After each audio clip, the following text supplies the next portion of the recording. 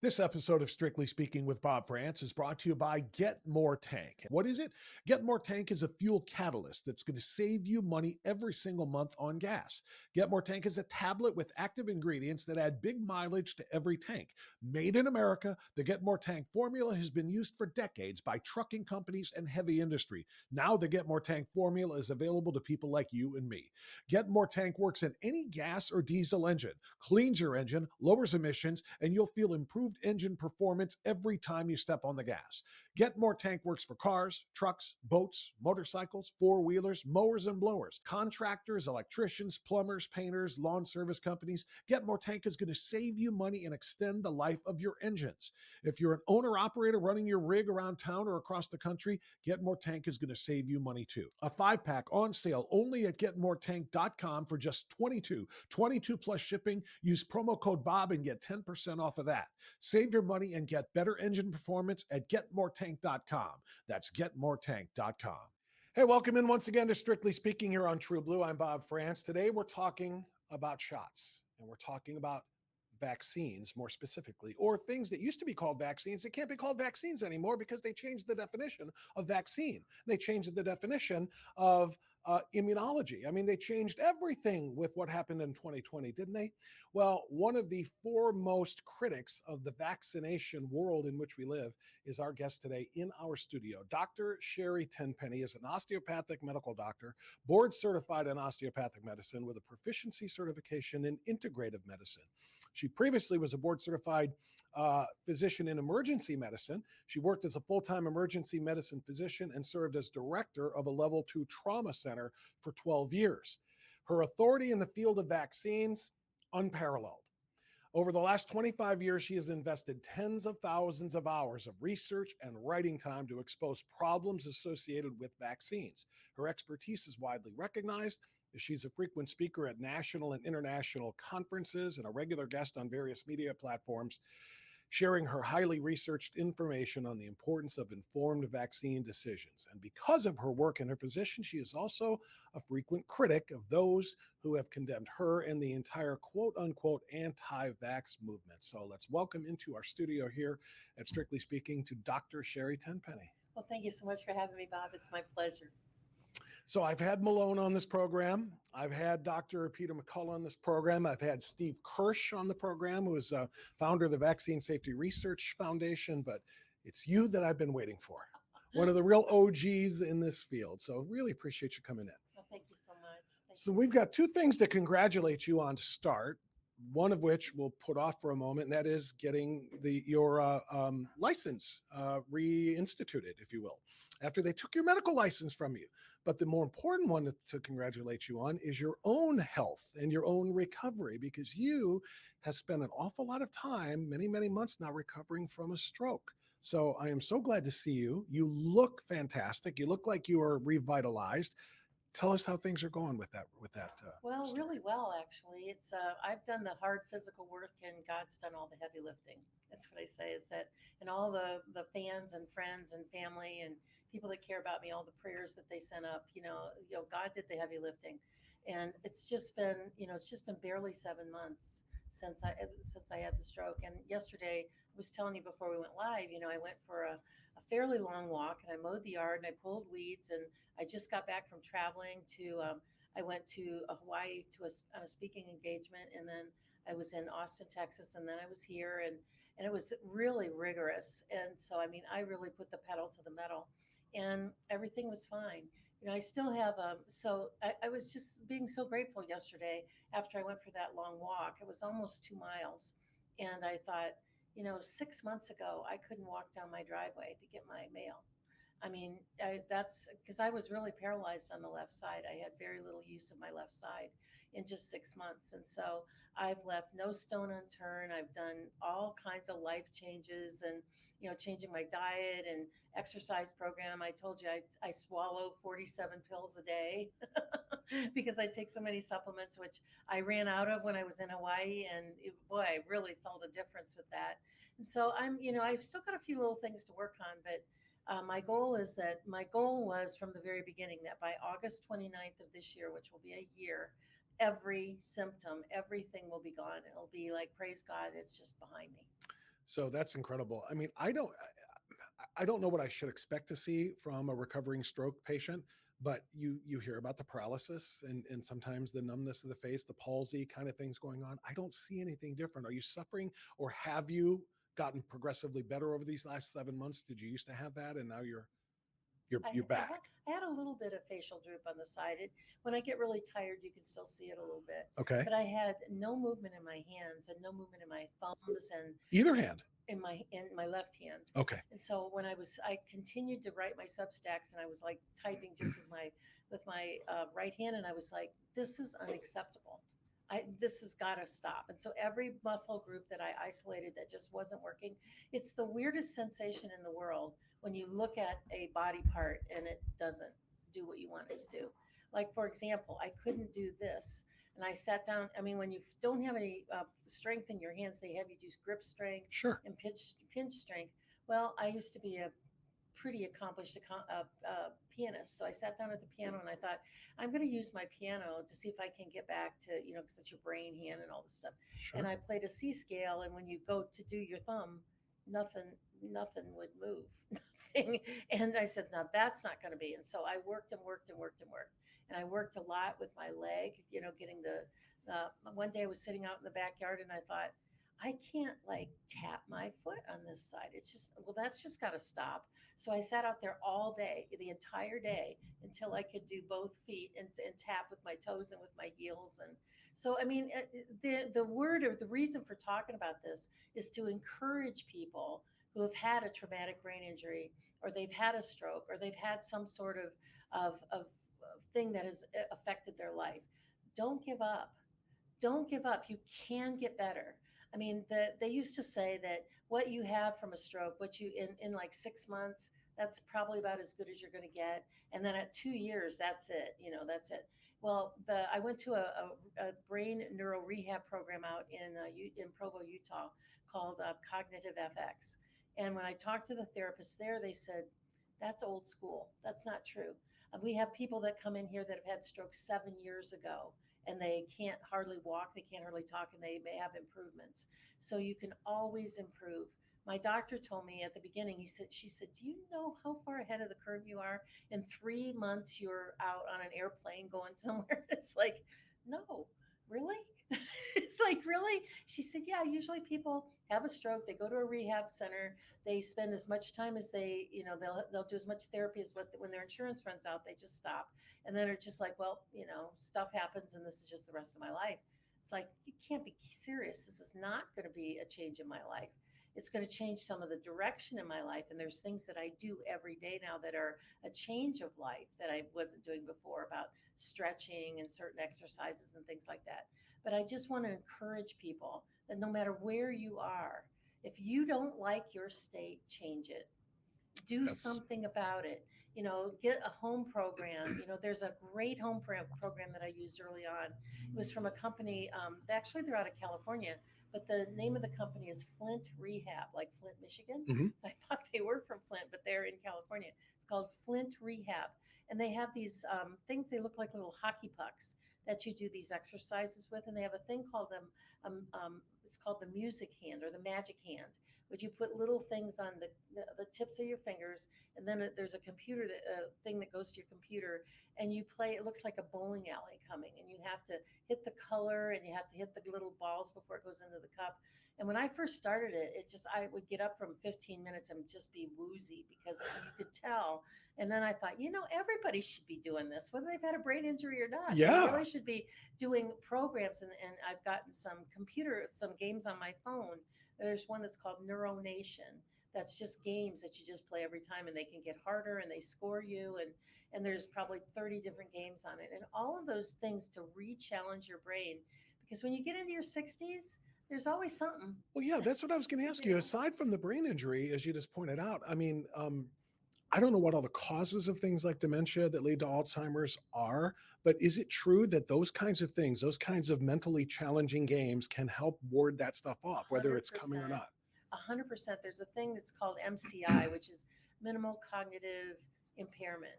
And it's when you very first start having these little, I can't find my keys, or oh, what was that person's name, or I can't, it slips and then it'll come back like a little bit later. It's like if you stop thinking about it, you remember it. And it's really, when you read about it, it's like a straight line with a curve that starts to go off and then it precipitates. And that's the early signs of dementia or early signs of Alzheimer's. If you catch that curve early on, you can straighten that out. And you can do it That's with all huge. of these games, and there's all kinds of things. This one from Flint Rehab was just amazing. And they have three different levels: easy, and intermediate, and hard. There's five different music things that you do. There's different speeds, and it scores you on bar graphs, and so you see where you are. And so for me, the competitive person that I am, I always wanted to see that I was improving. But the whole time I'm doing these things, I'm thinking everybody should be doing this stuff. When you get to be in your like mid 50s to 60, you go to the doctor and they want you to do a stress test, an echocardiogram, a colonoscopy, and the only thing they really care about is your cholesterol, your blood pressure. Does anybody ever say, "How's your brain doing?" Yeah, that's exactly right. They don't Because say, and if and no, most of us that are really smart, we figured out ways to compensate for that and cover up for it. So we'd say, "Oh, my brain's just fine," but like in the back of your mind, well, I mean, first of things all, aren't as sharp as they were. I'm not a physician, but I mean, they can measure things like your heart. They can, you as a doctor, you can measure a lot of those things, blood pressure. What measurements of your brain function are there other than an EKG or something like that, right? I Well, mean, there is a and that's not a a regular part of program. your health. No, it's called a functional MRI. And that's why I went out to Provo, Utah to Cognitive FX. And I found out about Cognitive FX just randomly. Had written one of my Substacks. I was writing to my audience about the stroke process. And somebody wrote in the comments, you should check out Cognitive FX. I had a stroke 7 years ago, and I was still having vertigo and double vision. And I went there for a week, and I was amazed how much better I was. I thought, that's interesting. So I looked them up, got a phone call with them, ended up going. And one of the cornerstone things that they rely on is something called a functional MRI. And how a functional MRI works is while you're laying in the tube, that there's a screen above your head, and you play games and you count to 10, and they ask you like to silently think about, because you're doing word searches like 10 things you would find at a wedding, 10 things you would find on your desk, 10 things that are red, and you're doing word searches in your brain, and they have you do puzzles and all this stuff, and memory things in terms of pictures. And while your brain is doing its activity, there's like 4,000 slices of your brain that they do with this MRI. And it shows you incredible patterns about how well your brain's working That or not. sounds absolutely cool. It's very I'm cool. sorry to be just, I'm sitting here, and obviously the practical use of that is obviously goes without saying, but I'm just thinking to myself, I want to do that. I want to see exactly what my brain, how it works. Because I'll tell you something, I'm in that mid 50s range you're talking about. And I have ADHD. I've always had it, and I am just from here to there, and my mind's buzzing around, and I can't remember what I was just doing. My wife makes fun of me all of the time, in a loving way, but teasing me about, I mean, she'll literally send me from upstairs to downstairs to get something. By the time I'm at the bottom of the stairs, I'll be like, "What was I getting to you again?" So I worry, and I don't know if ADHD has any connection or if it's any kind of a precursor for any of the advanced things like dementia or not. But it makes me wonder, am I slowing down, or am I always going to just be that forgetful? My mind was here right now, but I saw that squirrel and I chased it and over here, you know what I mean? So, Mhm. and how much of that plays into it. So I think a study like that, I'm sure the insurance companies aren't really thrilled about giving it to you unless you're on the verge of something bad happening or have already had It's an not injury, really but that that's expensive in the really, big picture. It's it really not. sounds really amazing. And then the program that I went through for 2 weeks was probably the hardest thing I've ever been through in my life. I mean, you get there at 8:30 in the morning. And the first thing you do is an hour of group cardio where they do interval training as best you can. Either on a treadmill, on a rowing machine, Mhm. or various things that you do. A minute at a speed, then you go for a minute as fast as you can. Then you sit down and you wait for your heart rate to, and you do that 3 times, and then you spend 6 to 6.5 hours a day doing cognitive exercises. And these exercises just pushed you to the max. I mean, like for at one of the exercises, I had to stand on a balance ball at the same time, clap to a metronome, and do a word search puzzle that was taped to the wall. I mean, that they really, and there were card It just games. sounds so challenging. It And was I'm very like you to an challenging. extent. I mean, you seem to be really super ultra competitive, wanting to be ahead of. God bless you, because I'm kind of the same way. I mean, I almost want to do it just to see how do I score, and how Well, do I score compared to the average or to the median, and can I beat it? I mean, so everything they have you do, like they had you do one that you were tandem walking. They gave you a ball a little bit bigger than a tennis ball. It was white, and when you bounced it, it would come up a different color, like green, blue, or red. And the blue, and you would catch the blue with your right hand, the red with your left hand, the green together, and it was 5 points, 3 points, minus 2 points. So you had to catch it with the correct hand, do the math, and walk in tandem forward and backwards at the same time that's while you were bouncing the ball. So I mean, they push you because the theory is that when you've had a concussion or a traumatic brain injury or a stroke, that your brain normally functions by you want to your thought processes go from point A to point B in a straight line. And when you break that line, you're going all over the place. And the idea is to push that as close to a straight line. You have to do mental things and physical things at the same time. So you could probably correct mine would look like a polygraph. you could I'm probably the, straighten out some of those little squirrels that are running down maybe, the street. maybe. All right. So, Dr. Tenpenny, first of all, I'm so glad to hear about your recovery. It's It's fascinating. great. For the people out there that have been so good and been and praying for me the whole time, don't give up. I'm not Yeah, I'm not quite 100% yet, but man, in 6.5 months, I'm probably 90 to 95% where that's back wonderful, to wonderful. where I was, and probably better, Because probably you better. hear, and you and I talked about this before we started recording. You don't know. They don't know what caused your stroke, right? Right? They No don't. idea. So here's the thing that I heard, because you know what a magnet you are, no pun intended, for criticism and controversy over the controversial issue of vaccinations, and particularly with COVID. I had people saying to me, "She got the shot. Mm. Tenpenny got the shot," because one of the many vaccine injuries, it included strokes. People were having strokes. People were having palsy. People were having myocarditis and pericarditis and a number of other things. But stroke is one of them. And suddenly, Sherri Tenpenny got a stroke right, after the heart of the COVID vaccination, mandates and so on and so forth went. So people said, and I said, I guarantee you, she did not take the shot. Thank you. But it does just, it's one of those weird things, because you had a stroke at that time. And I'm trying to figure out what in the world, are the odds that somebody who is outspoken against these things because of injuries like stroke actually suffered one at the same time. And to this very moment, you don't know. I don't know. I suspect maybe kind of there may have been a shedding episode, because when the stroke actually started, I was on an airplane.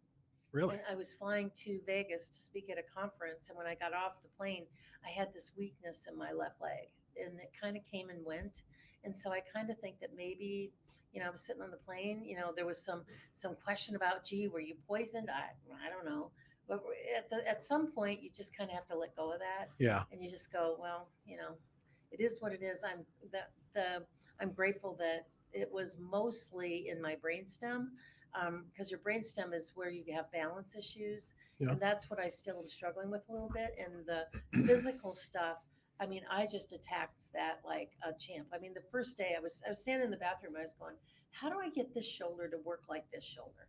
So I started doing, shoulder shrugs, and then I went to reach, and there was no movement in my left pectoralis at all, like none. It was like, well, we got to fix that. And eventually, after probably a month, I could get my arm up to where I could hold a hair dryer and do a round Mhm. brush with my other hand. And so, all of those milestones you just have to celebrate. Yep. And I don't know where it came from. I just know that it's not going to happen again. Well, good for you.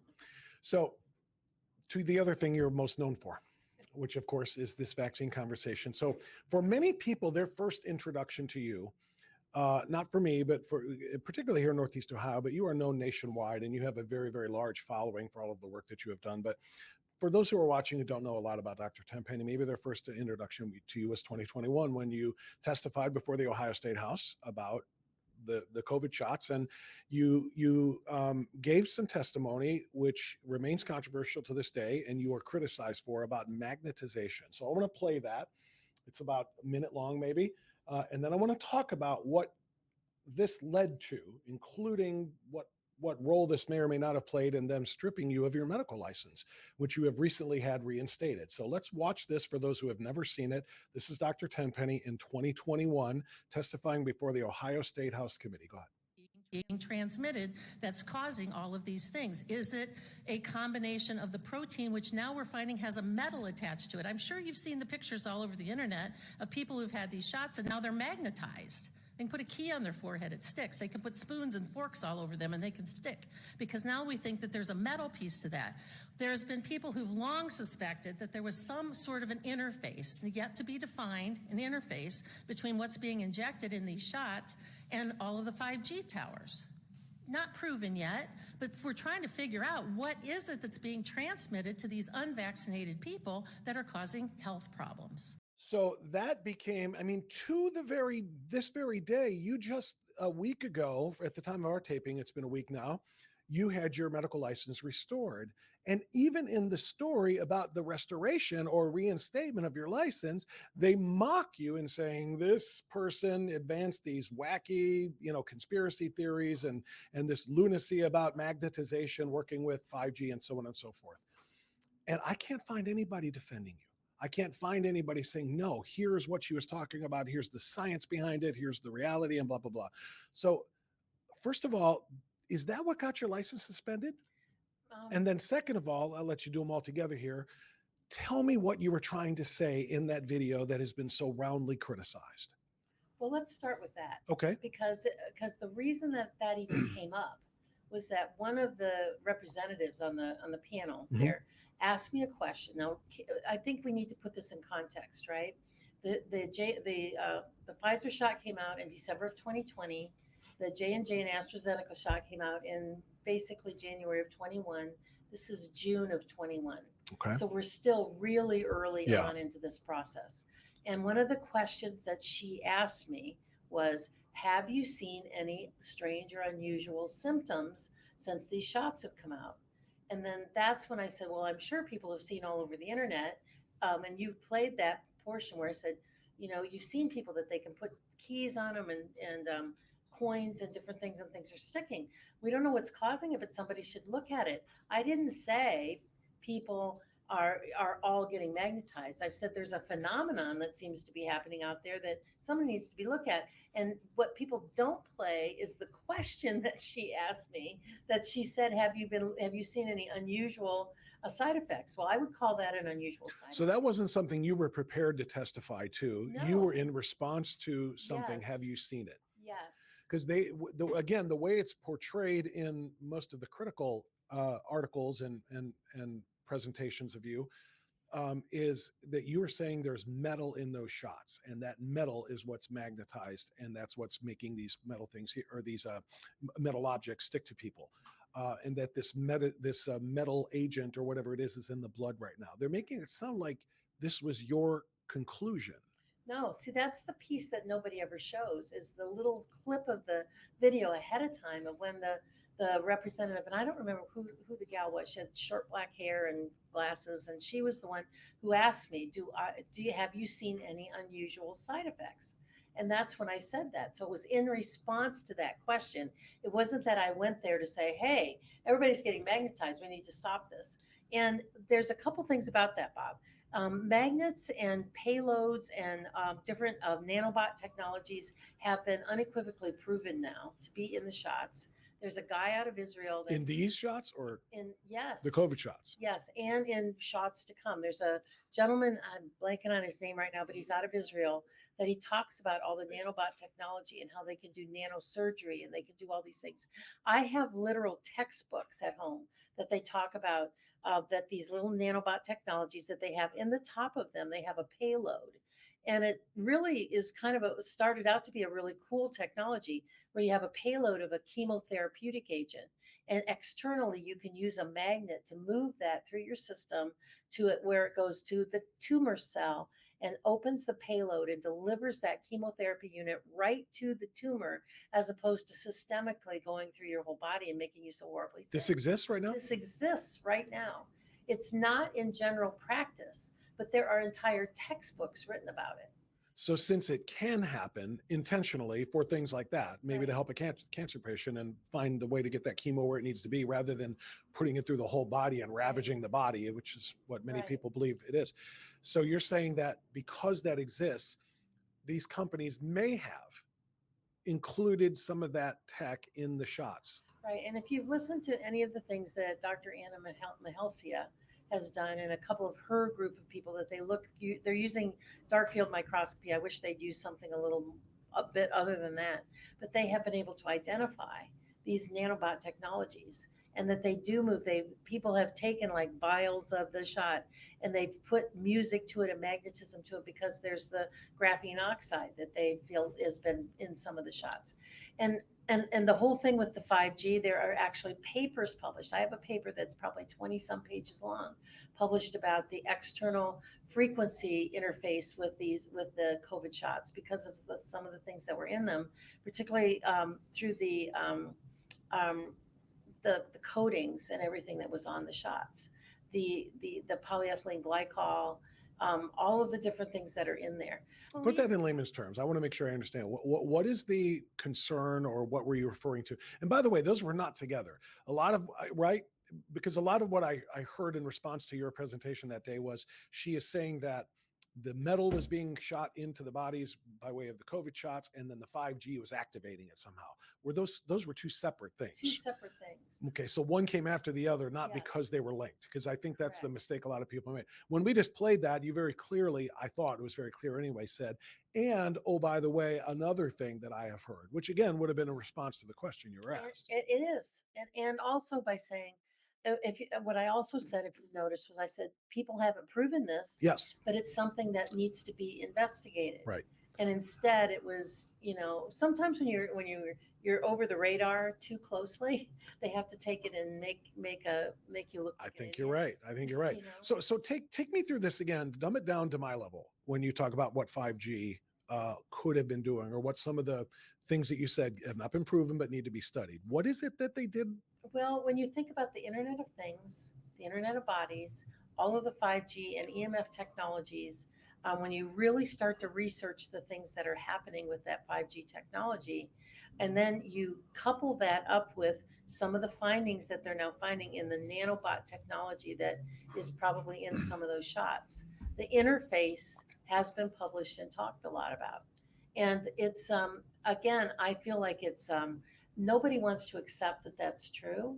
And so it's kind of fringe publications. It's not mainstream, but it's out there. And this gentleman that's from Israel that's all hyped up about all the nanobot technology and he uses his own daughter by saying that, she could have surgery done on her back with using these nanobot technologies, and we can do all these things and program them to go in other parts of your body, and we can program them externally using frequencies or using magnets. So the stuff is out there. It's been used, it's being used, it's being planned to be used. And I think that one of the biggest problems, Bob, is that when you go backwards in time at the very beginning, there was something like, I don't know the exact number, but there were 50 to 100 different companies around the world who all wanted to get in on the payload of developing these COVID shots so quickly.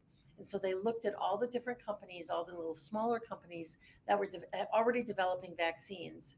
And could they start to develop a COVID vaccine because the messenger RNA and the modified RNA was such an easy platform to replicate?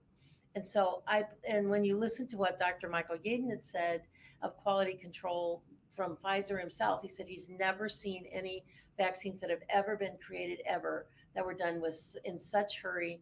They were done with no quality standards. They were done in a real sloppy way. And I think that that's why some people got shots that got killed, that died right away. We have other people that got injured and are really, really sick. We got other people that got shots that go, well, nothing's happened to me so far. I don't think it will. There was a big study that came out of the Netherlands that said, it looked like a third of the shots that they had given were placebos. Well, I don't believe that they were placebos. I've been studying vaccine information for a long time, and I can't imagine them spending all this time and all this money to put a shot of sterile water in somebody's arm. they may not have had the actual mRNA payload in there, but they would have had the polyethylene glycol, the lipid nanoparticles, the other, maybe the graphene oxide and things like that were in those shots. I want to come back to the shots, but just a follow up on the 5G thing. Aside from the payload on shots, some people were saying when the 5G tech was starting to emerge that it was just going to be dangerous because of the high level of whatever radiation, or that it was going to be causing brain cancer because you can't get away from it because of those towers and because of all of the receptors. It's just constant flow. It's like standing in front of a microwave for hours on end. Eventually it's going to cause a problem. Is that real? Yes. Tell me how that works. Well, the 5G is it's frequency, and it's really high level frequency, just like standing in front of your microwave. And they've got 6G that's coming online. I've heard rumors about 10G. I was going to say, is there a limit? Is there a cap when somebody says this is as high as it goes? No. Or No, and what happens is, there's a lot of movies and documentaries out there about this stuff now. It's just not just my opinion, that talks about, that the shorter the wavelength of the frequency, the more potent it is. It becomes almost like a mini laser. And lasers can be just laser pointers, or their lasers can be to where they can cut steel. Well, the frequencies are the same way. And they have to put so many 5G towers up because they don't travel very far. They travel very fast in terms of the frequency, but they don't travel very far. So you're just sitting in this entire bath all day long of frequencies. and there's no way to avoid it. Well, there are technologies that people have made. We use a company that's called EMF Soul, that they have done some research that it shows that they can block some of the EMFs off. Either if you wear it looks like a watch that you can wear, or you can put them on your house. You can put them in on your computer. There are devices that you can buy that can mitigate some of those frequencies, but the problem is you can't mitigate everything. Right. I mean, you can like seal up your house, put tinfoil, literally tinfoil on your Yeah, roof. you can But as soon live as inside a lead box if you want to, I suppose. exactly, But as soon as you walk out your front yeah, door, then that's what I what? mean. Then you're stuck. So I mean, Right. and is it all in the name of speed? Is that all it is, to make sure that my phone or my watch or I'm wearing the Apple Watch. I got an iPhone over here. I got a tablet in front of me. I mean, we're all surrounded by it. Is it just because it'll come a little faster, a little faster? Is That's that how the they reason for 3 to 4 to 5 to 7 to 10G? That's how they sell it. But What's the real reason then? the real reason that they talk about has to do with um, weaponization of frequencies. And I'm not an expert in that area. I'm Okay. not super fluent in terms of discussing it, but there are some really good documentaries out there on the internet that you can watch that really show you what's happening on the cellular level with constant exposure. When you have more time, I'd like to hear what some of those are. Shoot me an email. Let me know what some of those docs are called. I'd really like to look it up and find Yeah, out, because I will. I think we're all, like you said, it's being sold that way. It's just like, the fastest, T-Mobile ever, or the fastest whatever ever, and it's just all When it's now when 5G. it's a matter of a couple of milliseconds, are you going to know the That's my difference? point. That's what I want to know. Is all of this, appreciably faster from 3G to 5G? Do I really need that? Do I really need to be walking through this, this cloud of lasers essentially, or waves, in order to get that much faster? I can't imagine it's that much of a difference. And even if it was, I can't imagine it being necessary. Right. I mean, we're such a fast food society where everything has to be ready now. I joke about this from time to time. It used to be, it's like, I don't feel like cooking. It takes too long. Let's go get some food. We'll go out to eat. And that's, I don't feel like waiting for the waiter or the waitress. Let's just go through the drive-through. And that's, oh, I don't feel like driving all the way up to the drive-through. Let's just call DoorDash. It's fat, you're right. I mean, it's just now. And it's the same thing with our tech. Are we willing to sacrifice our health and our, and we can talk a little bit more about cancer in this regard too, Dr. Tenpenny. AstraZeneca just pulled their shots off the market less than 4 or 5 days ago at the time of our taping right now. And there is some concern, and I don't know if they're necessarily tied, but I'm reading some tangential, opinions about this, where they're tying, that particular shot to cancers becoming almost immune from chemotherapy that is intended to kill it. Am I reading that wrong, or what can you tell us about that? There are there's starting probably 3 years ago. We started seeing this big uptick in cancers that were highly aggressive, or if people had been in a remission for they'd been in remission for a really long time, and then they got a COVID shot, and then suddenly their cancers flared back up again. There are two enzymes that actually are blockers inside your body. They're natural things inside of your body that keep out toxins, and they block the door to allow and they stop cancer from developing. And there were ingredients inside of these COVID shots that took them out. One was called P53, and that whole pathway got blocked, and so then the cancers could start. And they started a new thing, this new terminology that came out that we didn't even have this terminology prior to COVID, called turbo cancers. And and they gave it that name because from the time a cancer is diagnosed, it may be months, weeks, even days from the time you're diagnosed until you're dead.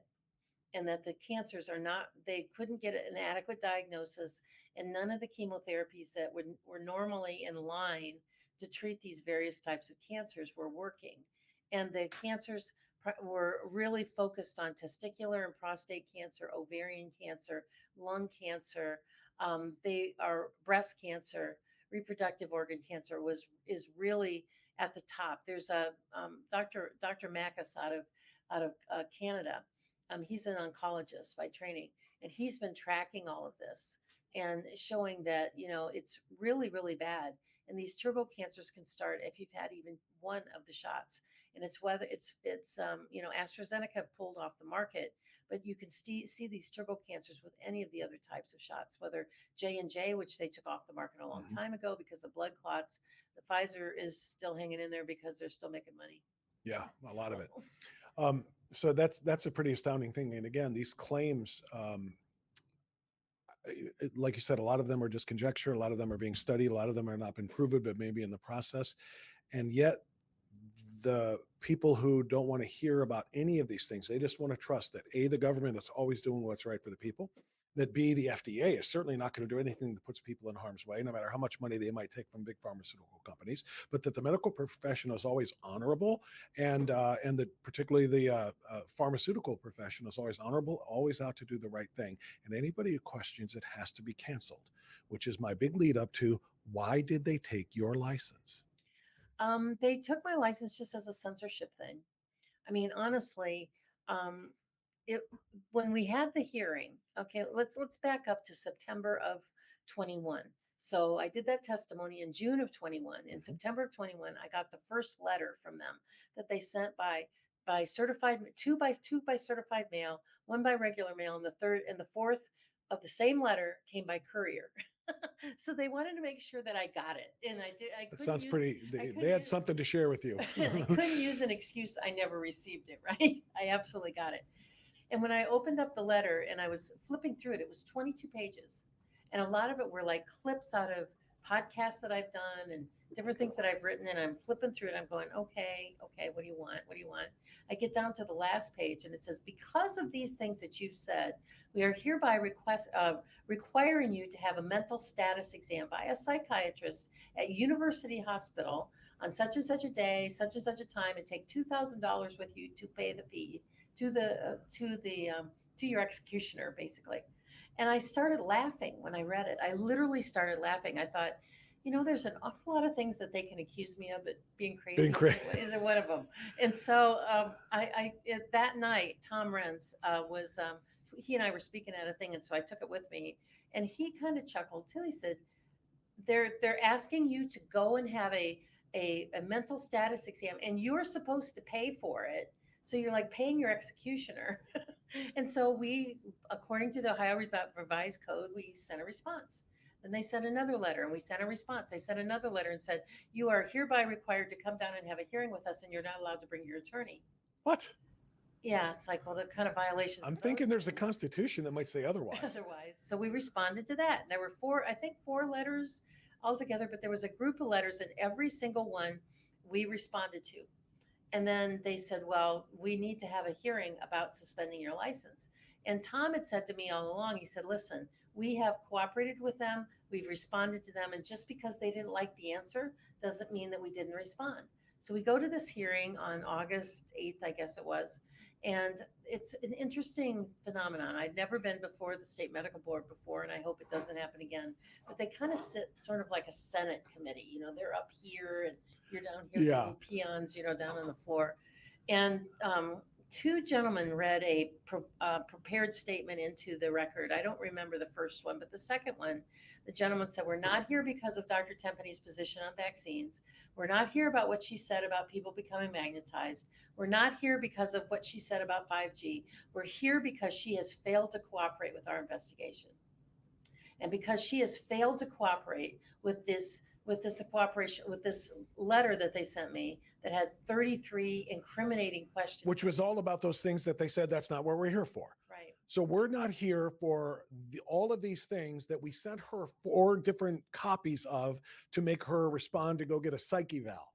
Right. And since you didn't go get the psych eval in a timely manner, we're here to talk about that aspect, but not this. I mean, what are we kidding? And they had sent, so and so we are here. We're going to indefinitely suspend her license, and we're going to charge her with a $3,000 fine, which I wasn't going to pay, but my attorney said, "Don't let that be a stumbling block." They could, by the Ohio Revised Code, they could have charged you a $40,000 fine.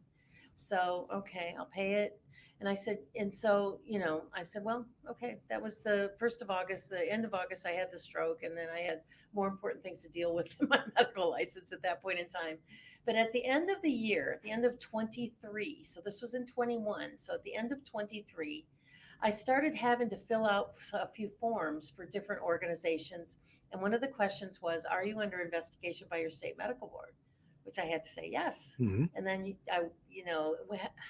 so I called Eric, I called my other attorney, and I said, "We got to do something to resolve this, because I don't want to feel like I'm walking around with toilet paper stuck on the heel of my shoe the rest of my life, And so I said, "Resend me those questions they wanted me to answer back in 21." So now this is December of 23, so 3 years later. And I'm looking at these questions that were very self-incriminatory at the time. But now, 3 years later, with all of the data, all the science, all the published studies, more than 1,000 published studies later, all the stuff that has been published about 5G interface, all the stuff that has been published about magnetism and MAC addresses and people they find on dead people in cemeteries and all these other things. I said, "Let me just answer these." So I answered the questions. We notarized it. We decided to send it in right after the first of the year, thinking the end of the year, they're not going to look at it anyways. And then for 4 months, they refused to respond to us. We sent emails and text messages and left messages, and Eric knew a lot of people because that's the kind of work that he does. Just send a courier to them like they did to you. I should have done that. That Yeah. would have been good. And no crickets, no response. And so he said, "Well, there's one other thing that we can do as a legal matter is we can file a writ of mandamus, which is going to the court and making a public office do their job." And he said, "I don't know that the court's going to know what to do with you, Sherri." He said, "You're going to the court to ask the state medical board to investigate you." He said, "That's going to be a first for them, I'm sure." And so the day before, he had all the paperwork ready. The day before, he called up the legal representative for the medical board. And he said, "We're going to file this tomorrow, and it's not going to look good for them." She answered the questions. She paid the fine. They have no reason to hold her license. And if the court has to get involved, it's going to make them look really, really bad. 8:00 the next morning, we got an email from their attorney saying, "On further consideration, we've decided that she has cooperated with the investigation and we're going to release her license." And then they pulled this. And that was when? This was April 24th. Okay, so it still took a few weeks after that to get it. So, yes, and then when you went out to the state medical board site, it said that my license was reinstated with probationary things, and I made a screenshot of it and I sent it to Eric, my attorney, and I said, "What sort of probationary things do I have? I didn't think I had anything probationary." He said, "You don't." He said, so he called down there and got hold of the one gal that was cooperative with us. And she said, "There's nothing probationary. The legal department just put that up there." So it was one more little that they were trying to do. So we forced them to withdraw that whole thing. Good. All because they disagreed with your findings, your conclusion, your research, your opinion. They didn't accuse you of malpractice. No. You didn't harm anyone. No. But they wanted to take your license and make you submit to a humiliating examination of your cognitive, your sanity, for crying out loud, because they disagreed with you in the hopes that you would what? walk away and say, I'm done with all this nonsense. Yeah, right. I mean, really, that at the end of the day, isn't that what they were trying to That's do, what is they were just get trying- rid of they were you? trying to do to physicians all over the country Yeah. in terms of censorship, and they did it on the internet. And then we find out that the White House was actually behind it. The White House was actually sending messages and emails to Facebook and Twitter and all these places saying these are specific people that you need to shut down. I was one of the disinformation dozen. Yeah, the dirty dozen. They asked me at that Ohio board meeting, the same gal who asked the question about abnormal side effects of vaccines. She said, "You've been named as one of the disinformation dozen. How does that make you feel?" And I said, "Well, quite honestly, I have a little badge of honor." There's some pretty good doctors on that list. She was not impressed. She was not pleased at all with that answer. So that's pretty wild. So you got your license reinstated, and so now it's back to the business of trying to inform people about the dangers of some of these things. Now let's talk about, again, something before we started recording, a hockey stick. You were talking about a hockey stick about with respect to vaccine injuries, vaccine deaths, and so forth. What do you mean?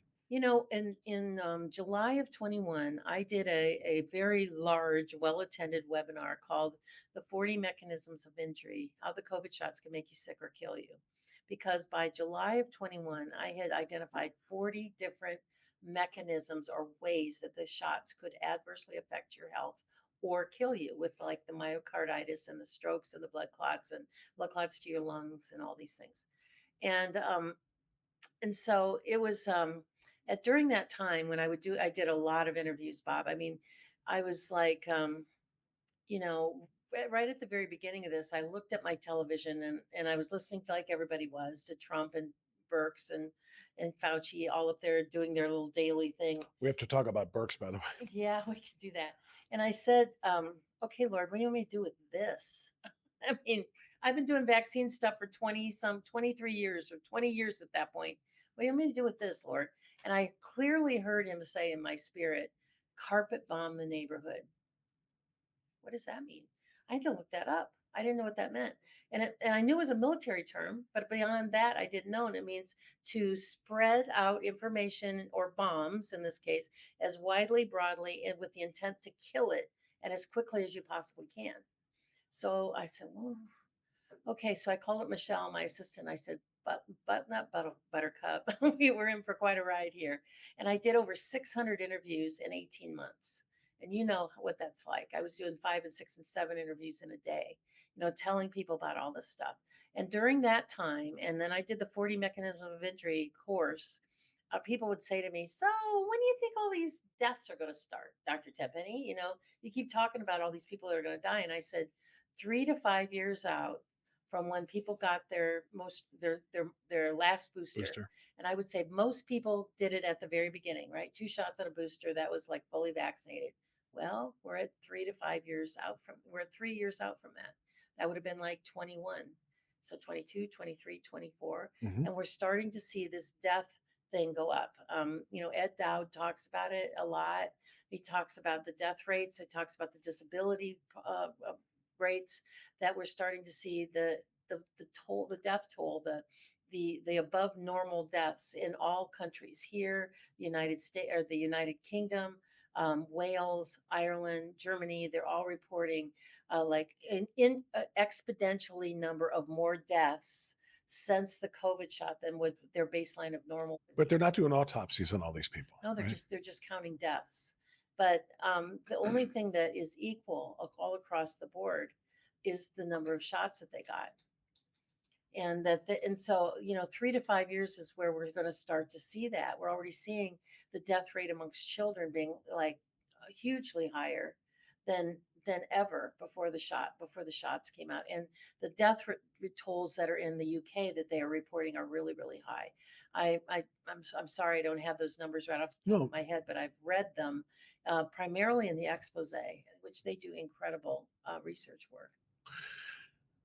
When I had Dr. McCullough on, he said to me, I think this was one of the first times he started talking about this, that there were more people killed by these shots than were by COVID, including old people who were susceptible to the coronavirus. I mean, we're not suggesting it didn't actually exist and that it didn't exactly, it didn't have terrible repercussions for many and killed them. But he said more. And I said, more? I said, because they're talking about you know, millions of deaths, or excuse me, I'm sorry, between deaths and vaccine injuries, that there was a significant number more of those than there were people who were actually helped by the shots. And I'm trying to remember the language that he used, but I said, "How can you make that claim?" And he said, "Well, you have to understand how they test for COVID, and when people die of a number of things, and not that this isn't new ground here, people who've died in motorcycle accidents, they're shoving a swab up their nose and bringing it out. Oh, he had COVID. That's a death with COVID, but they call it a death from COVID." He said, if you actually account for all of those, the number of people who died from COVID drops dramatically. And the number of people who died from those shots, again, they don't do autopsies on everybody. And there's a reason for that, because they're going to know. But with all of the other studies they're doing with fibrous clots and so many other things, Dr. Tenpenny, he said, absolutely. He said he is very confident in saying that there are far more people who died from the shots than died from COVID. You agree with that? 100%. Malone said the same thing. And yet here we sit coming into this 2024 year. Just 2 months ago, when spring kind of got started in March, they were saying, hey, start time to update your shots and get your boosters, and be prepared this fall, by the way, for the new variation, because the variant of the coronavirus is changing again, and we're updating our shots. We're seeing the commercials, and we're seeing the promotion from FDA. And from CDC, same thing again. So how can they, knowing what you said, McCullough said, Malone says, and so many of the other doctors and the ones who do the autopsies, that's the real part. The medical examiners who actually are doing a number of autopsies, Dr. T, they are saying, absolutely, this person died from the shot. The shots killed these people. And while that is a small sample size, it's larger than you think, because they're not allowing all of these other bodies to be tested, or to be examined, or what have you. So can they do this again, is my long question yes, here? They can. Even with all those facts? Yes, because, and I just read an article while I was in the green room here about that there is I think it's called Americans for Health Freedom, an organization where now they've got 17,000 physicians signed on to say you must pull these shots from the market. They must be pulled. But that's only 17,000. I mean, that's barely 10% of physicians. I mean, in this country, there are about 110, 120,000 physicians, MDs, and DOs, and only 17,000 are saying stop. They're still pushing them in the pediatric schedule. They're still part of the pediatric schedule, even though kids should have never gotten these COVID shots to begin with.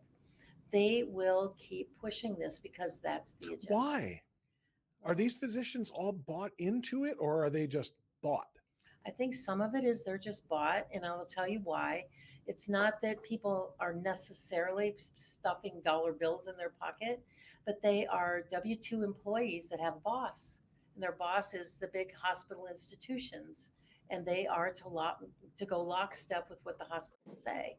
So they can't go, wait a minute, this isn't the right thing for my patient, because that's where they get smacked. And if they get fired, well, they get fired just like a person working at Dunkin' Donuts. I use the example a lot when I say that if you worked at Dunkin' Donuts and every person that came through the line, you go, those donuts are not good for you. They'll drive up your cholesterol. They've got lots of sugar in them, and you really shouldn't eat them. How long do you think your boss would let you work there? Not very long. You're right. But if you're in a hospital situation where you're supposed to be promoting vaccinations, including the COVID shot, and you start telling people this could harm you, it can cause this, here's all the risk of side effects, here's informed consent, how long do you think your boss is going to let you get away with that? I would say the same thing about respirators and remdesivir and some of the drugs they were pushing, while they were telling you that the things like ivermectin and other drugs were not useful. In fact, were actually harmful. All of these things. So that's the reason I cannot help but wonder if these people are all bought into the science of this as they see it, or the scientism, or if there's, maybe so. It's just easier to just do. So I asked you if they can do this again. Absolutely. And I'm thinking to myself, well, then we have to put some new people in power to make sure this doesn't happen again, particularly in a mandate fashion, whether it be for government workers, contractors, and so on and so forth. So I'm thinking, okay, Joe Biden actually did all of those mandates. President Trump didn't do mandates, but he still defends the Operation Warp Speed that brought these things to the market. And then RFK Jr., who is completely opposed to all of this, he's very much on your side of things. So I have to ask you, what should we be hoping for in November with respect to heading this off? Well, my concern isn't so much about which one of those three political candidates might stand in the gap. It's that we have to stand in the gap for ourselves. We just have to say no. I mean, I said from the very beginning of COVID, the very beginning, when we were all watching, the daily reports and all that stuff, we could stop COVID tomorrow. We could stop the mask nonsense, the social distancing nonsense, if people would just shut off their television. All they have to do is shut off their TV And their phones. and just go on about their life just as if it was a normal flu season, and not be all hyped up in the fear. Yeah. Because now, as you notice, they're trying to re-hype up bird flu. Oh, yeah. Bird flu was H5N1. I wrote a book about that in 2005, and we're probably going to recycle a lot of that material because it's the same playbook, a different period of time that they are going to get. The FDA is now talking about gain of function H5N1 bird flu. They're talking about we have to get a vaccine ready. They're going to do this again. They will do whatever it takes to interfere with this next election. Do you think that, I mean, I'll ask you again more about, you have a friendship with RFK. You guys have worked in the same field for a long time We've known about each other a long time. exposing the dangers of vaccines and vaccine injuries, not being anti-vax. He's always clear to say, look, I'm not anti-vax.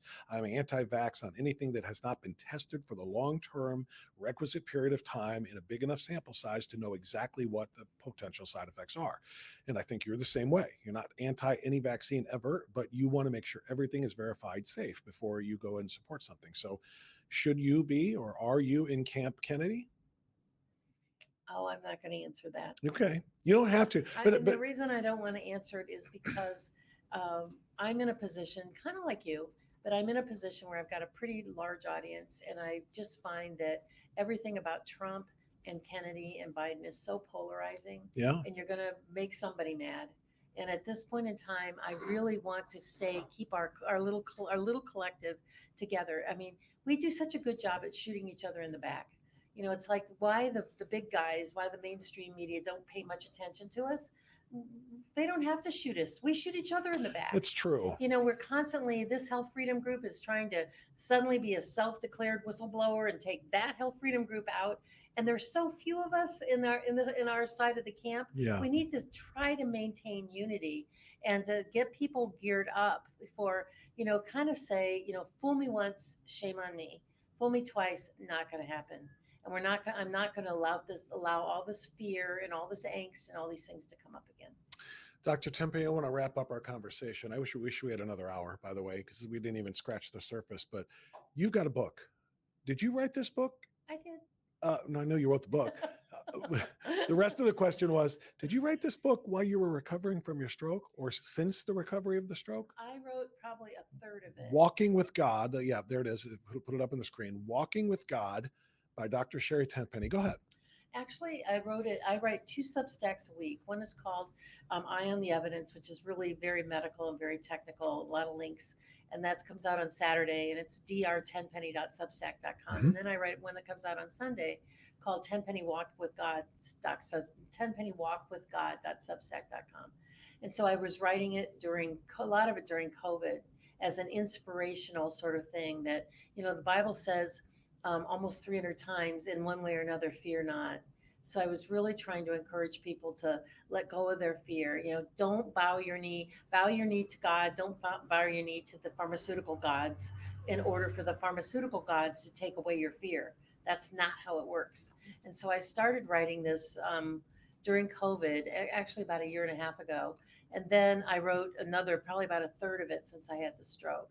And it's really a series of little vignettes. It's like each little chapter starts with a verse at the top, then a little discussion about the verse, and then a prayer at the end.